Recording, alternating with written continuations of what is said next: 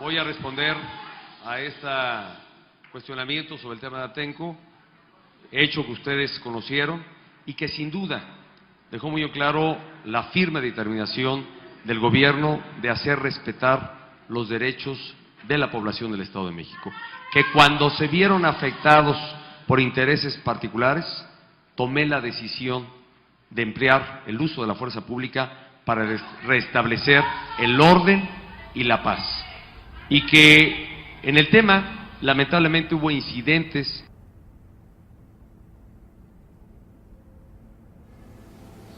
Mi nombre es Italia Méndez y soy una de las 26 mujeres que sufrí tortura sexual en San Salvador Atenco y Texcoco el 3 y 4 de mayo de 2006.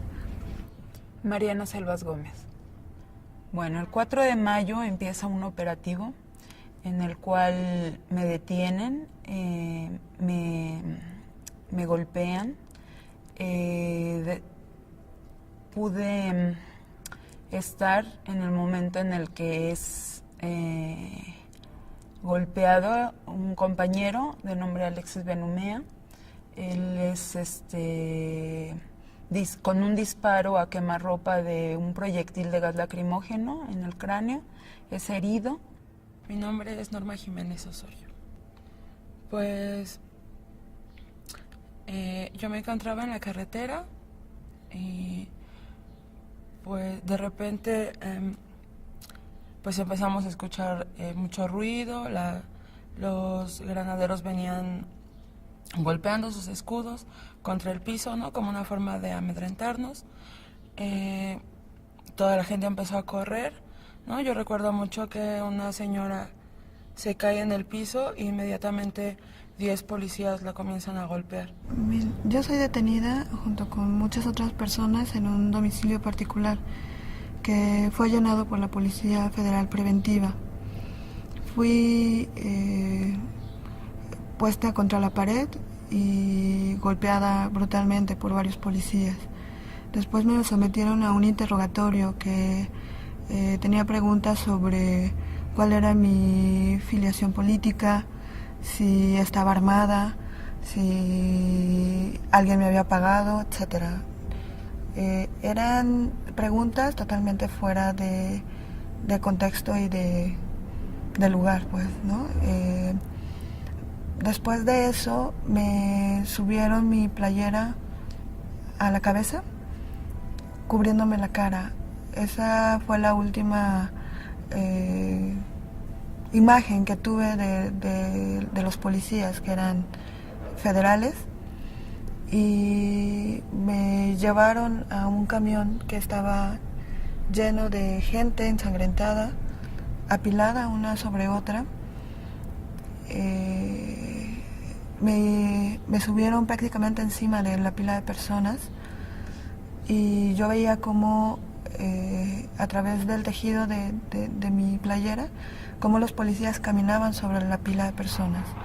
A mí me llevaron prácticamente arrastrando hasta el último asiento del autobús y me bajaron el pantalón hasta los tobillos, arrancaron mi ropa interior y comenzaron a golpearme con sus toletes en los senos, en todo el cuerpo y también en los glúteos.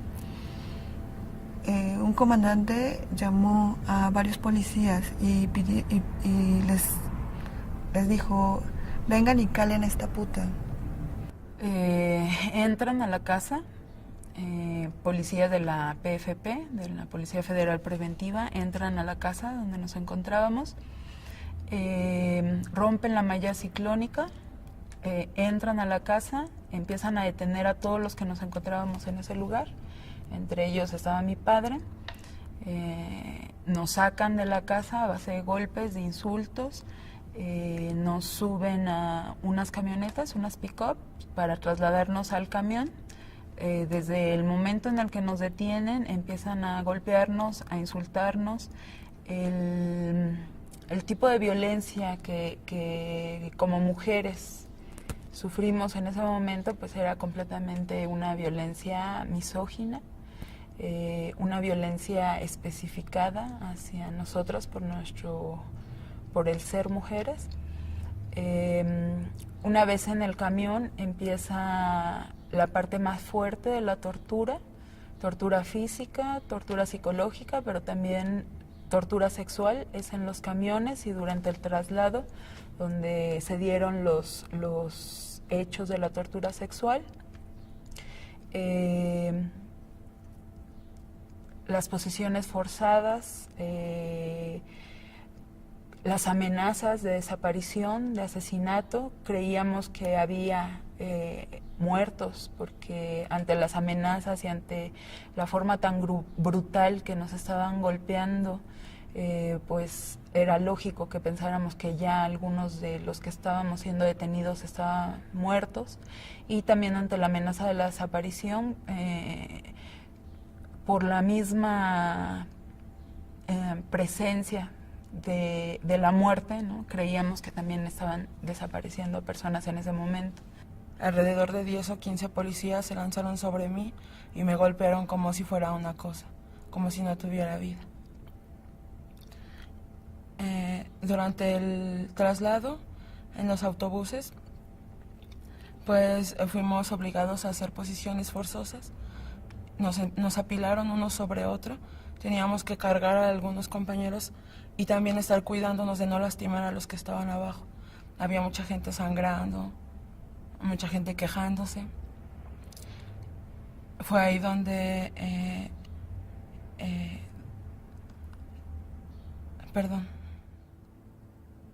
pues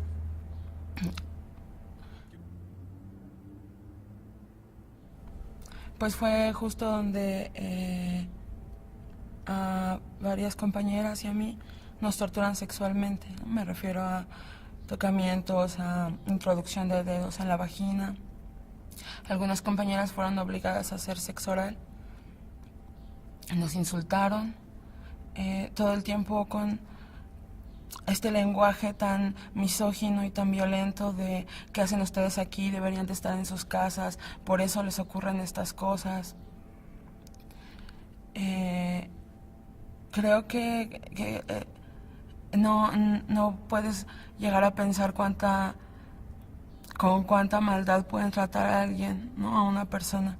Es increíble cómo está diseñada la tortura, como para deshumanizarlos y a la vez que te golpean tan fuerte, ¿no? De tantas formas. No es solo los golpes físicos, sino lo que te están diciendo, la forma en que están actuando, todo lo que puedan estar trastocando en ti, que en momentos, claro, que te estás quebrando y te están quebrando. Fue un hecho realmente muy doloroso y lo recuerdo como el horror, como el momento más horroroso de la vida. Estaba viviendo un infierno que por desgracia escuchaba cómo le ocurría a varias mujeres en el mismo camión. Y estábamos totalmente indefensas e indefensos de nada. Después de que llegamos al penal y pude ver los rostros de mis compañeras, nos reconocimos en el dolor.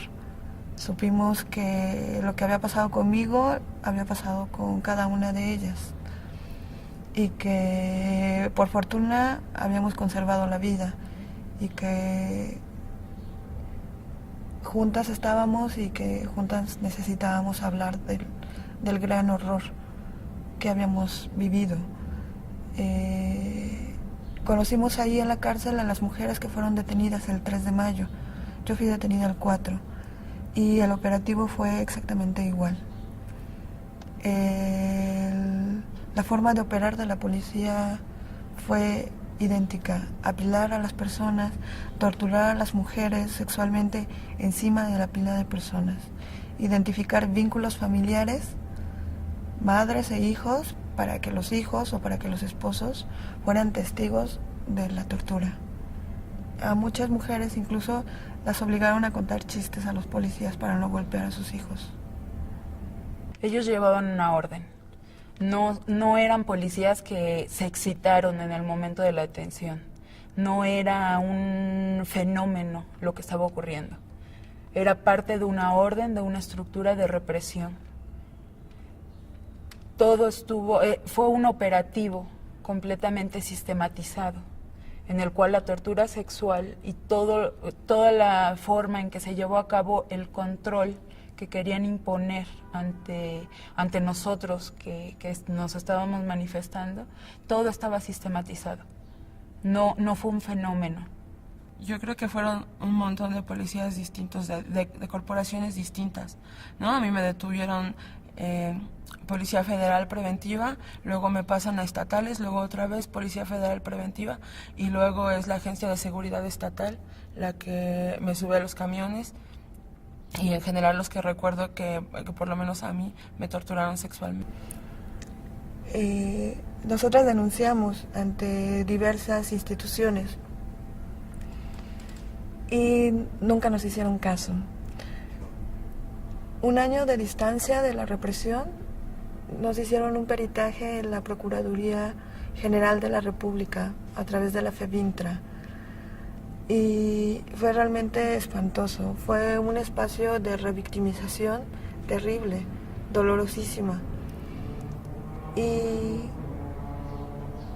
mientras esto ocurría, 50 policías federales estaban recibiendo un taller de derechos humanos en el cubículo junto a donde nos estaban haciendo el dictamen médico. Me tenían desnuda, sacándome fotografías, las peritas, diciéndome que no había ninguna señal de violencia a un año de distancia y escuchaba los chistes sexuados de la policía que estaba teniendo un curso al lado. Desde que llegamos, lo primero que hicimos fue intentar levantar una denuncia acerca de lo que nos había ocurrido a nosotros, pero como todo el tiempo se esmeraban en esta posición de ustedes son los que agraviaron al Estado, entonces estábamos en calidad de detenidos, de acusados, y no podíamos quejarnos de lo que nos había ocurrido. Y a pesar de eso, continuamos nosotras la denuncia. Desde el primer momento en que entramos al penal, creo que tomamos una decisión colectiva y decidimos denunciar lo que nos había ocurrido. Finalmente, los verdaderos delincuentes nunca van a estar en las cárceles. Las cárceles son espacios donde encierran a la población jodida, a la población que no puede defenderse, para justificar el control que ellos intentan imponer. Entonces, la cárcel, no solo a los presos políticos, la cárcel es un espacio de tortura constante, de injusticia constante, es un micromundo donde se explota la violencia, la imposición, el poder de las autoridades. Pues para nosotras es muy importante seguir con esta denuncia, seguir juntas también creo que es importante porque nos da fuerza. Yo creo que nosotras jamás, independientemente de denuncias judiciales o no, siempre hemos llevado una denuncia social. Creo que para nosotras es muy importante haber tomado la decisión de no callarnos, de seguirlo diciendo y de seguirlo difundiendo. Pues es una gran sorpresa, ¿no? Una sorpresa muy agradable el que jóvenes estudiantes no se hayan quedado callados, ¿no? La represión impone miedo y una forma de romper el miedo es denunciar, pararse enfrente y decir, tú eres culpable, esto ocurrió, es parte de un sistema, es una forma de hacer gobierno, de gobernar, y ante esa forma de gobierno, ante esa forma de represión no estamos de acuerdo y no hemos olvidado todo lo que históricamente nos ha dolido, ¿no? Ha sido una sorpresa muy agradable que espero no sea aprovechada para seguir manipulando un fraude, ¿no? Nosotros sabemos que no podemos confiar en las instituciones para alcanzar justicia. Entonces nosotras hemos comenzado a hacer un trabajo de reparación en el que a través de la denuncia social, a través de de señalar la responsabilidad del Estado y de los perpetradores, de Peña Nieto, de Vicente Fox, de Wilfrido Robledo, de Medina Mora, de García Luna, de todos estos personajes que han recibido después de esos hechos condecoraciones y puestos mejores en el gobierno, es justamente intentar que la gente de a pie tenga esta capacidad de romper la impunidad y de señalarles. El Estado continúa haciendo la política de la represión porque socialmente no los condenamos y porque la memoria suele dormirse. Y nuestra tarea hoy aquí es justamente llamar a la memoria.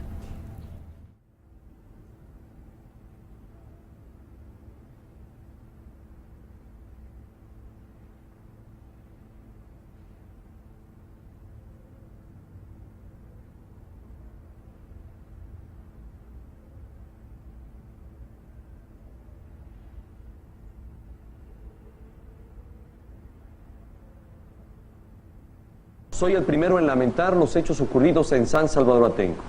Actuamos para restablecer el orden y la tranquilidad. Protegerte a ti y a tu familia es un firme compromiso de mi gobierno.